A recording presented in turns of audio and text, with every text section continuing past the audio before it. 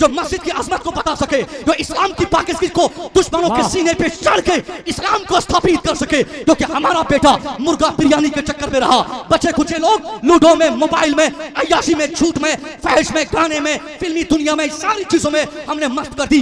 जाहिल, कोरा जाहिल बेटा हमारा अपनी पूरी जिंदगी को तबाह कर दिया। बेटा बदतमीजी नहीं करेगा, यकीनन मुसलमानों का गांव भी मुसलमानों के गांव की तरह आगे बढ़ता रहेगा। समझ गए?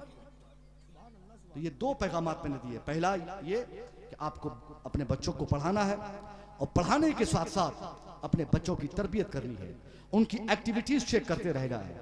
मैंने एक जलसे में कहा भी था, चूंकि मेरा अपना मुशाहदा था, एक बेड पर बेटी लेटी रहती है, उसी बिस्तर उसी बेड पर उसकी माँ भी सोई है, सेम बेड, सेम तकिया, सेम बेडशीट, सेम चारपाई। रात के 12 बजे तक उसकी बेटी बात करती है गैरों से, 12 बजे तक बतियाती है, मगर माँ को यह हिम्मत नहीं कि वो बेटी का मोबाइल छीन सके, बेटी को कह सके कि बेटी कहाँ बात कर रही है, अभी तेरी शादी नहीं हुई, किनका मिस कॉल आया, ये क्यों तुम मोबाइल चला रही हो? नहीं कह पाती माँ, क्योंकि माँ अपनी बेटी को इसलिए आजाद छोड़ देती कि सामने वाला जो बोल रहा है ना कि शादी करेंगे, कहीं कर ले। क्या रुमान भाई है कि नहीं?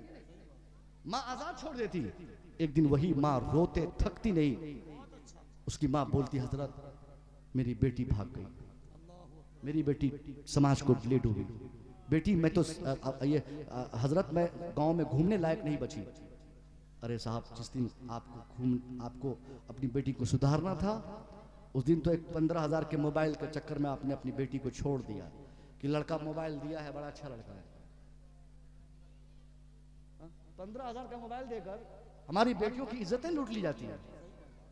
उसकी माँ को पता है, अरे मोबाइल कोई छोटी चीज है साहब। 6 महीना तक अगर कोई बेटी मोबाइल रखे तो क्या माँ को नहीं मालूम होगा कि बेटी के पास मोबाइल है? क्या बाप को नहीं नॉलेज है कि बेटी के पास मोबाइल है? माना कि आप नहीं देते हैं, सिम कार्ड किसने दिया? मोबाइल कहां से आया? चार्ज कैसे करती? 24 घंटा वो जिस घर में रहती, घर का कोई फर्द नहीं जानता कि बेटी के पास मोबाइल था। बगैर मोबाइल इस्तेमाल किए, दावा है बगैर मोबाइल इस्तेमाल किए किसी की बेटी भाग ही नहीं सकती। उसके पीछे का सबसे बड़ा हथियार भगाने के पीछे जो है ना, कोई टेम्पू गाड़ी, कोई समाज का आदमी नहीं, वो हथियार मोबाइल। क्या आपकी अकलें मार दी गई कि आपको पता नहीं बेटी आपका मोबाइल चला रही है? क्यों नहीं मोबाइल पकड़ा? क्यों नहीं मोबाइल छीना? क्यों नहीं मोबाइल छीन कर अपनी बेटी को उनको उसकी गलती के मुताबिक आपने सजा की?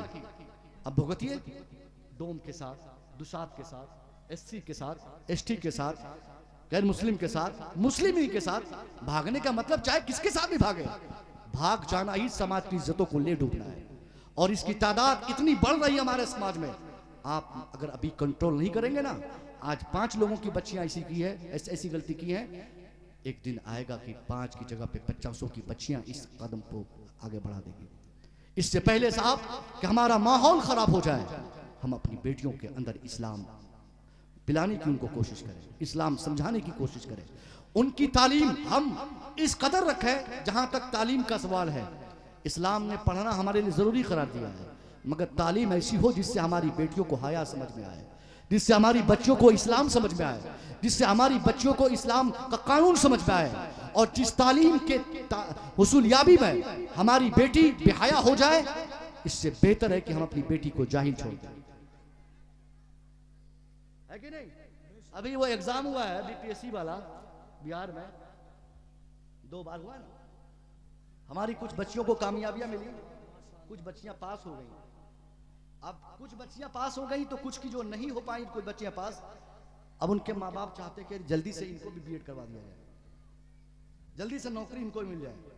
ये मैं उन पर तनकीद नहीं कर रहा हूं जिनके घर की बच्चियां सर्विस कर रही है। सर्विस करना, तजारत करना, तालीम पाना कहीं से भी मना नहीं इस्लाम में, मगर इन सारी चीजों का मेयार और म्याद पर्दे पे हो तब।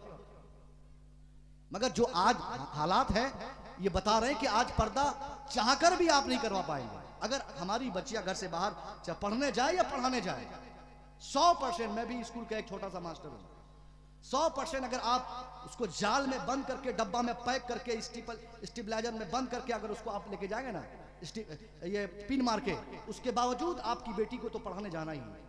उसको लिफ्ट लेना ही है, उसको गैर महरम से बातें करनी है। इसलिए साहब हाथ जोड़ के कहता हूं, चंद पैसे कमाने के चक्कर में अपनी बेटी की करोड़ों की इज्जतों को आप दांव पे कभी मत लगाएं। और जिनको यकीन है कि कभी गलत नहीं हो सकता, उनके लिए इजाजत है, बिल्कुल इजाजत है। सैयदा खदीजा उस वक्त अरब में सबसे मजबूत तजारत आप ही की थी, सबसे मजबूत तजारत आप ही की थी। न तो तजारत में मना है, न तालीम में मना है, न मुलाजमत में मनाही है। सारी चीजों के पीछे हया और इस्लाम और कानून इस्लाम को आप पेशे निगाह रखें। जब तक इस पर अमल नहीं हो तो आप अपनी बेटियों के लिए ऐसी तालीम, ऐसी मुलाजमत को हराम समझे जिससे उसकी इज्जत को दाग लगने का अंदेशा आपको। हमारे लिए करोड़पति बनना जरूरी नहीं है। कितने पैसे हमारी बेटियां कमा के देंगी? पूरी जिंदगी अगर 18 साल की उम्र में अगर हमारी बच्ची को नौकरी मिल जाए, 60 साल तक तकरीबन 42 साल तक अगर हमारी बच्ची नौकरी करेगी, कितना कमाएगी? 2 करोड़, 4 करोड़, 5 करोड़। 5 करोड़ कमाने से क्या हम टाटा बन जाएंगे, बिरला हो जाएंगे? जिंदगी में पैसों की भूख इंसान की कभी कम नहीं होती। बेहतर यह कि अपनी बच्ची को झुपड़पट्टी में रखें, अपने बेटों को ऐसा अदब दे और ऐसी तालीम दे। उसके लिए मकान, दुकान, पैसा इकट्ठा करना, ये सारी चीजें कुछ नहीं।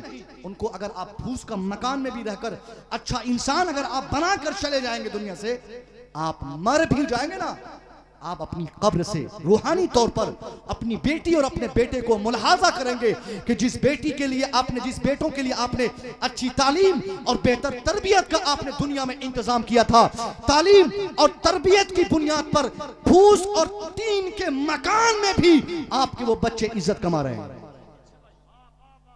और आपने अगर उनकी तालीम उनको बहुत अच्छी दे दी और तरबियत नहीं दी, तालीम होती है लेकिन तरबियत की कमी रहती है कि नहीं साहब? अच्छे मास्टर को हम लोग देखते हैं कि बोलना नहीं जानता, रे बे तुम ताम दिस दैट। डॉक्टर, इंजीनियर का तो मानना ही नहीं साहब। इंजीनियर जो बन जाता है उसका पांव उल्टा हो जाता है। डॉक्टर बनने के बाद वो सोचता है कि हमने तो अब पैसा कमाने की फैक्ट्री खोल दी है, पेशाब के नाम पे, पखाना के नाम पे, साहब क्या नाम है वो, खून के नाम पे। जहां 20 रुपया, सिर्फ 20 रुपया, मैंने पूर्णिया में देखा एक डॉक्टर को कि 20 रुपया सिर्फ उसको मिलना था, उस जांच से 20 रुपया पाना था उसको। उस 20 रुपया की हुसूलियाबी के चक्कर में उसने 1000 की जांच को लाजिम कर दिया, 20 रुपया कमाने के चक्कर में। तो मैं कहता हूं कि तालीम ही सब कुछ नहीं है। उस डॉक्टर को तरबियत की कमी है, उस पढ़े लिखे को तरबियत की कमी है। इसलिए बाप होने की हैसियत से, बड़ा भाई होने की हैसियत से, गार्जियन होने की हैसियत से आपकी जिम्मेदारी है कि आप अपने बच्चों की तालीम के साथ साथ बेहतर तरबियत की कोशिश करें, ताकि आपका बेटा तालीम पाकर, तरबियत लेकर दुनिया में कहीं जिल्लतों का सामान अपने आप को ना बना सके, जलील ना हो सके। ये हमारे उलमा, इनकी तालीम और तरबियत कैसी है मालूम है?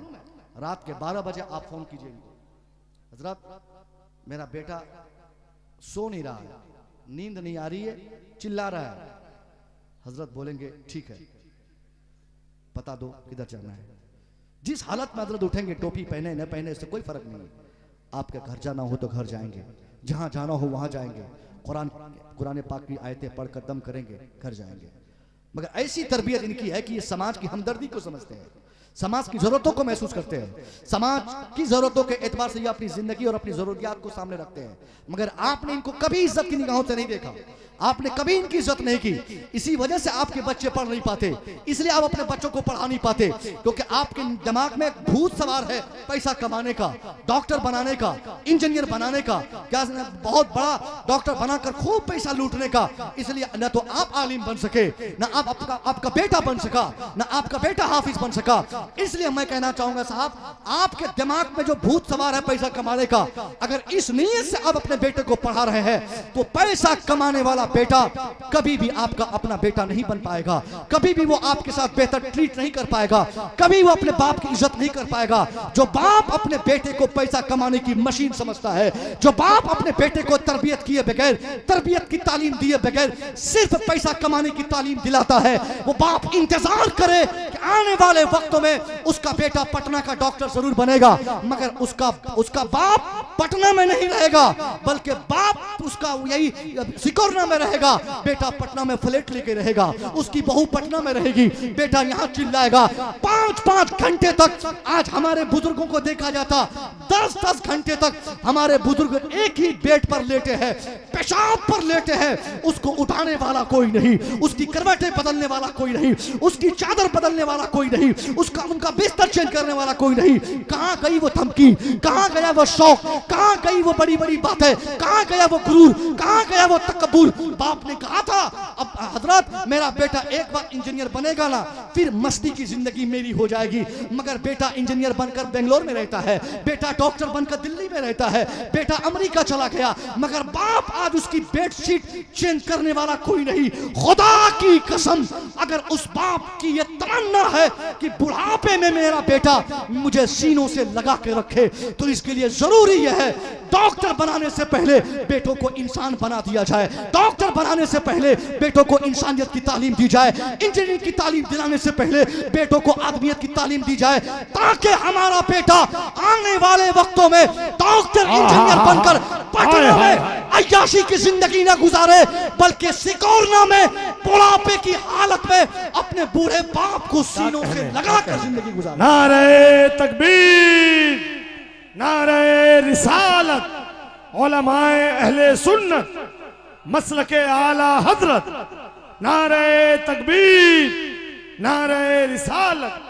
सुभान अल्लाह, सुभान अल्लाह, वाह वाह वाह वाह। बात समझ में आ रही है? हमने अपने वालिदैन को एक बात और बताऊं,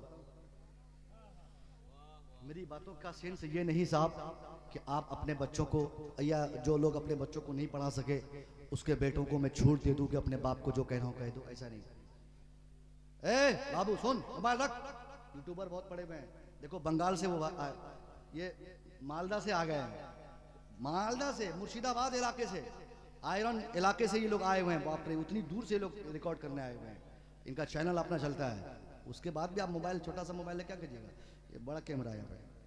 हाँ सुनो, बाप को अगर गाली देते हो ना, धमकी देते हो बाप को, अगर बाप किसी को कहते कि बेटा पढ़ने बैठ जाओ, सिर्फ इतना कहते बच्चों को, छोटे छोटे बच्चों को, बेटा आंखें दिखाता है, खाली पढ़ने पढ़ने कहते हैं, और जब बड़ा हो जाता है उसका बेटा 3 साल दिल्ली में रहेगा, 5 साल सऊदीया में रहेगा, उस बाप का 5 बेटा, जिस दिन बाप ने अपने बेटे की पैदाइश पर मिठाइयां बंटवाई थी, 5 बेटा था, बाप को कितना फख्र होता है, जिसको बच्चा होता है कितना फख्र होता है, फोन पे खबरें देता है, हजरत आपकी दुआओं से लड़का हुआ है, हजरत आपकी दुआओं से दूसरा बेटा हो गया, हजरत अब तीसरा बेटा हो गया। 5-5 बेटे वाले बाप को भी हमने आज इस जमाने में रोते देखा है। 5 बेटा यार कम नहीं है, जिसके 5 बेटे हैं वो बाप को कभी तकलीफ हो, ये समझने वाली बात है,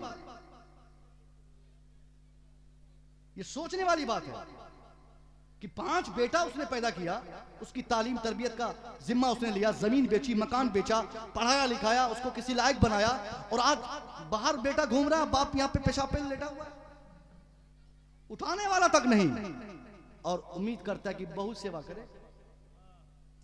अरे बहू तो गैर की बेटी है ना, दूसरे की बच्ची है ना, वो दूसरे की बच्ची से आप क्या उम्मीद करेंगे, वो नौकरानी है आपकी।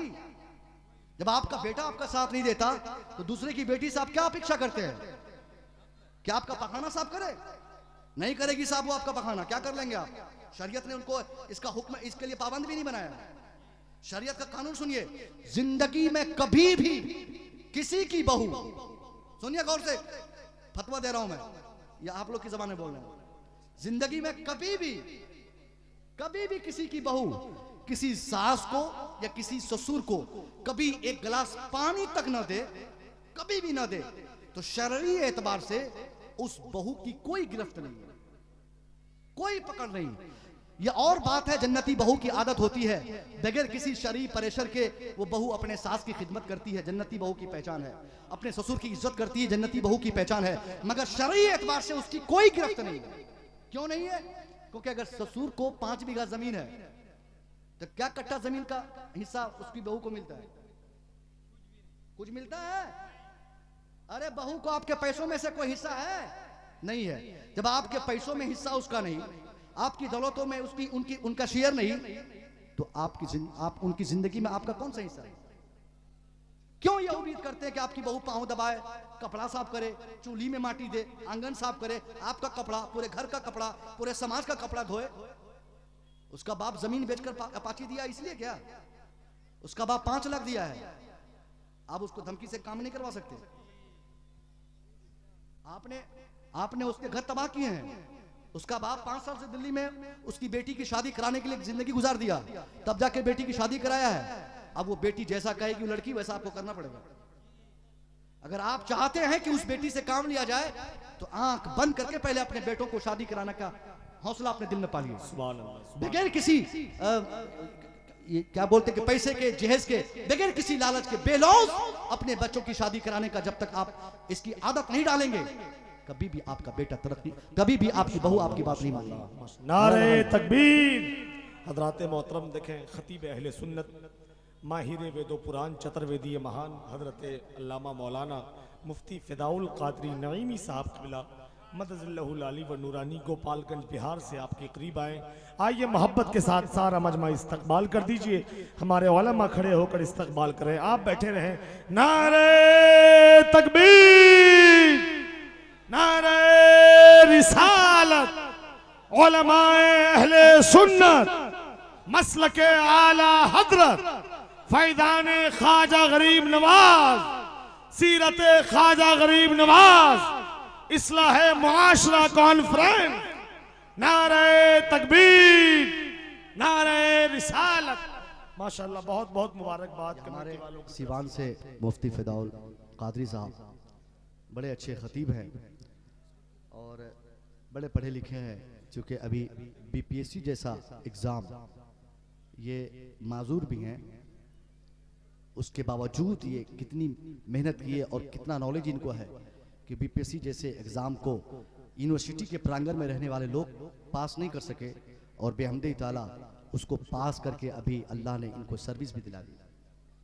बहुत बड़ी बात। मैं कह रहा था, मेरी बात समझ में आ रही है? अगर आपको बहू से मोहब्बत चाहिए ना, उसके साथ पहले बेटी का बर्ताव करना पड़ेगा, उसको अपनी बेटी बनाना पड़ेगा।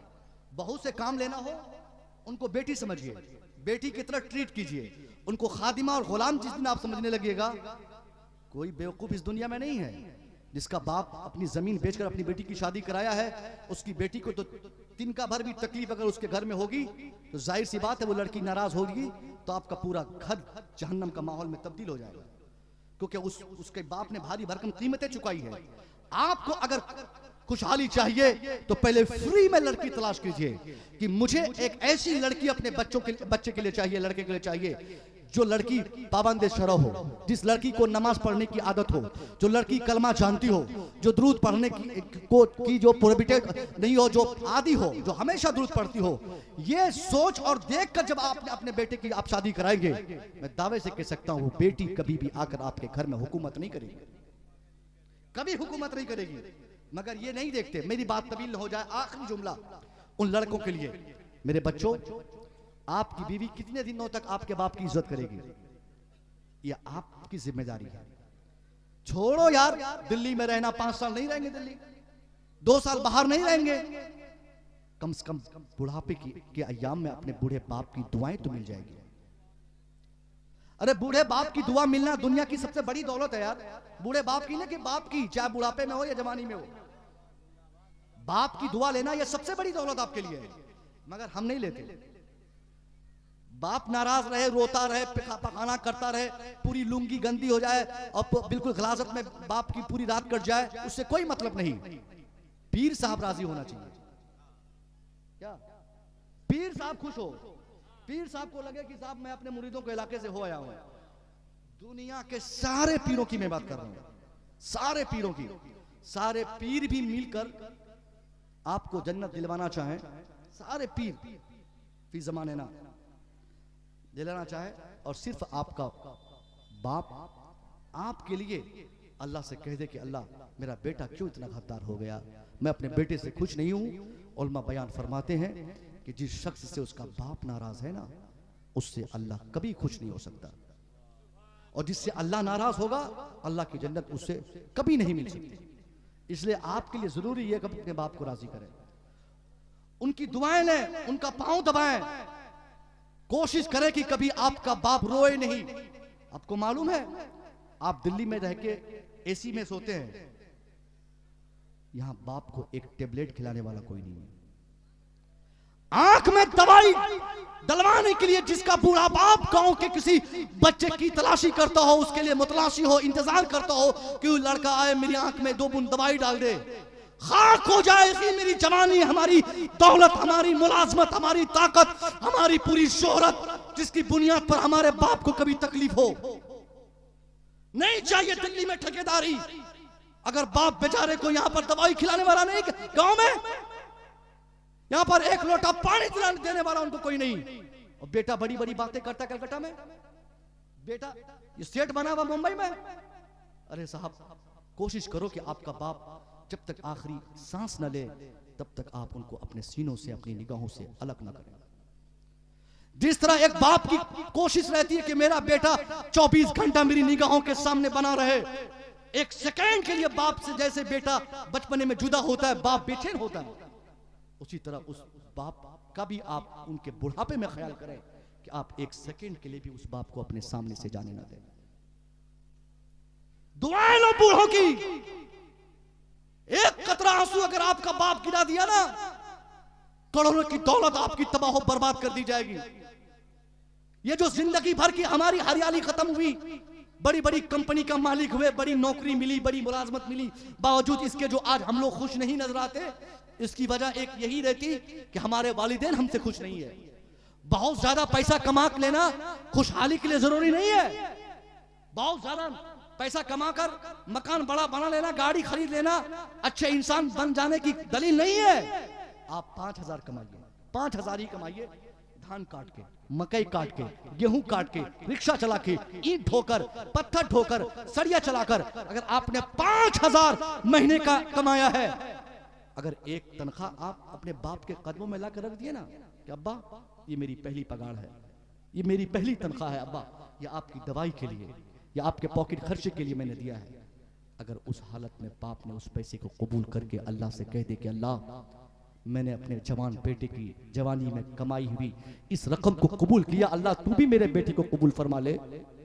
खुदा की कसम, हमारा बाप 5,000 हमारा लेकर हमारी खुशहाली के लिए दुआ फरमाएगा, अल्लाह उसी 5,000 की कमाई में बरकतें 50,000 की अता फरमा देगा। और 50,000 महीने का कमाए, माँ बाप को 1 रुपया देने का शौक ना हो तो हमेशा भिखारी बन के रहेगा। कभी चेहरे पर खुशहाली कोई नहीं पड़ पाएगा, हमेशा पॉकेट खाली नजर आएगा, क्योंकि बूढ़ा जो खाली है, बूढ़ा जो रो रहा है। इसलिए इस अजीमुशान कॉन्फ्रेंस से छोटा सा पैगाम आपके लिए, आप अपने वालिदैन की इज्जत करें, बूढ़े माँ बाप के साथ आप ऐसा सलूक करें जैसा कि वो बचपने में आपके साथ किया करते थे। यही मेन जलसे का मकसद होता है। और दूसरा आखिरी 2 जुमले का पैगाम है। हमने आज एक, हम लोग सीमांचल में जो रहते हैं ना, सीमांचल के हालात हर जगह से मुख्तलिफ है। यहाँ एक बीमारी चली है हमारे यहाँ इलाके में, पूरे सीमांचल में। कहने को हम सुन्नी है कि नहीं भाई? अरे सुन्नी है तो किस लिए सुन्नी बने हुए हैं? सुन्नी का मतलब मजार पे जाकर हाजिरी देने वाला बनना, उर्स मना लेना, ये जरूरी नहीं है। आज हर सुन्नी चाहता कि हमारे यहाँ एक तो मजार होना चाहिए, एक तो उर्स होना चाहिए, चादर गागर का इंतजाम होना चाहिए, टीना रवीना को बुलाकर कव्वाली होना चाहिए, यह कि नहीं? सुन्नी होने का मतलब यही है कि अगर कोई मजार कहीं पर आर्टिफिशियली बना हुआ है, मसनूई अजगैबा मजार, उसको अपनी जबान में बोलते हैं अजगैबा। क्या मुफ्ती साहब, अजगैबा मजार बनता है ना। कल तक हमवार जमीन थी, अचानक कोई शराबी ख्वाब में देख लिया कि हजरत अली कह रहे हैं कि मेरे खानदान का कोई फर्द यहाँ लेटा हुआ है। ये दावा क्या रहता है कि मैंने ख्वाब में देखा हजरत, मुझे इमाम हुसैन आके कहते हैं कि तुम मेरी कब्र बनाओ, मेरा मजार बनाओ, मैं यहीं लेटा हुआ। कौन बोलता है? शराबी बोलता है, जुआरी बोलता है। इमाम हुसैन कभी इनको ख्वाब नहीं आया, जो हम लोग जिंदगी भर सरकार इमाम पाक की अजमतों को बताते थकते नहीं, हमेशा बताते, हमने कभी नहीं देखा। ख्वाब में उनको देखना तो दूर की बात है, इमाम पाक की नगरी हम लोग नहीं देख पाए आज तक जाकर बराह रास्त।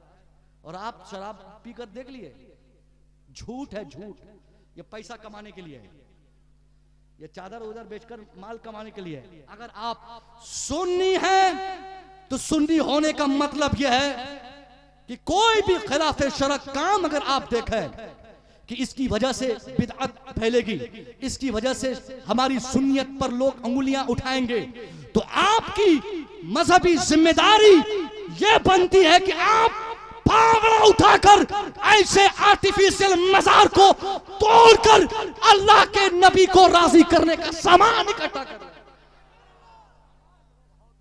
अल्लाह नाराज नहीं होगा, अल्लाह खुश होगा कि आज भी हमारे बंदे ऐसे जरी और बहादुर हैं जो किसी से डरे बगैर वो कोई फितना जब खड़ा होता है उसको दबाने की वो कोशिश करता है।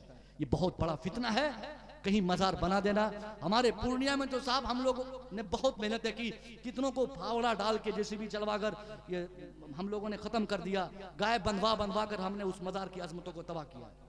सुनिए, अगर यहाँ पर कोई हमारे सुन्नी भाई नहीं है, कोई कुछ लोग अगर सुन्नी नहीं भी है तो उनसे मैं कह रहा हूं ये सुन्नी की पहचान है, मजारात जहां फर्जी हो उसको तोड़ा जाए। आप लोग बोलते हैं कि सुन्नी कब्र पुजवा है, कुछ लोग कहते हैं नहीं, मेरे इमाम सरकार आला हजरत फरमाते हैं मजार पर जाने के जो आदाब उन्होंने बताए, ये सुन्नियत की मेन पहचान है कि मजार पर किसी औलिया सालिहीन के मजारात पर जब हम जाएं तो अदब से हम खड़े हो जाएं और इतनी दूर खड़े रहे जितनी दूर हम दुनिया में उनकी इज्जत से हम खड़े रहते थे। ये चुम्मा चाटी, माथा रगड़ना, पीटना, ये सब कहीं जायज नहीं है। मैं दुआ करूंगा मौला तबारक तआला आपको हमको ये समझ अता फरमाए, सुन्नी सही अकीदा, सीधा सादा सिंपल मुसलमान बनकर जिंदगी गुजारने की अल्लाह तौफीक मरहमत फरमाए। अस्तगफिरुल्लाह रब्बी मिन कुल्ली ज़ंबि व अतूबु इलैह। अस्सलामु अलैकुम।